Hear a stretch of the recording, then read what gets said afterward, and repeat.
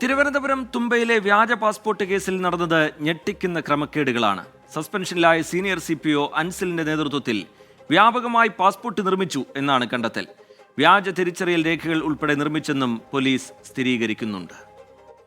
Sreekaryam police station ലിമിറ്റിലെ rowdy ലിസ്റ്റിൽപ്പെട്ട ആളുടെ അപേക്ഷ തുമ്പ പോലീസ് സ്റ്റേഷനിൽ എത്തിയതോടെയാണ് വ്യാജ പാസ്പോർട്ട് കേസിന്റെ ചുരുളുകൾ അഴിയുന്നത്.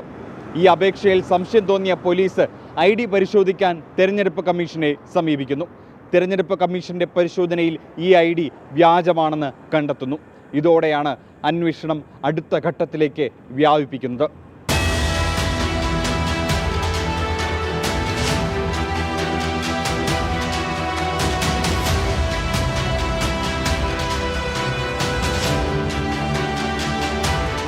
കൂടുതൽ അന്വേഷണത്തിൽ ക്രമക്കേടുകൾ നടന്നത് തുമ്പ സ്റ്റേഷനിലെ സീനിയർ CPO അൻസിലിന്റെ ഒത്താശയോടെയാണെന്ന് വ്യക്തമായി.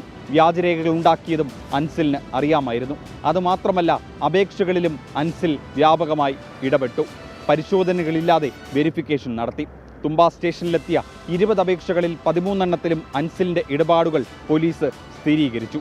തുമ്പ സ്റ്റേഷൻ പരിധിയിൽ വ്യാജ മേൽവിലാസം ഉണ്ടാക്കിയതായും പോലീസ് കണ്ടെത്തിയിട്ടുണ്ട്.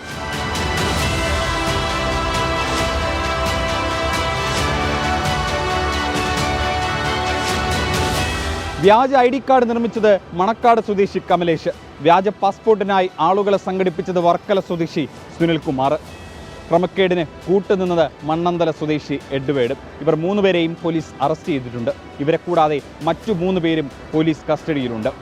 1 വർഷം CPO അൻസിൽ ജോലി ചെയ്ത കഴക്കൂട്ടം പോലീസ് സ്റ്റേഷനിലും പോലീസ് അന്വേഷണം നടത്തുന്നുണ്ട്.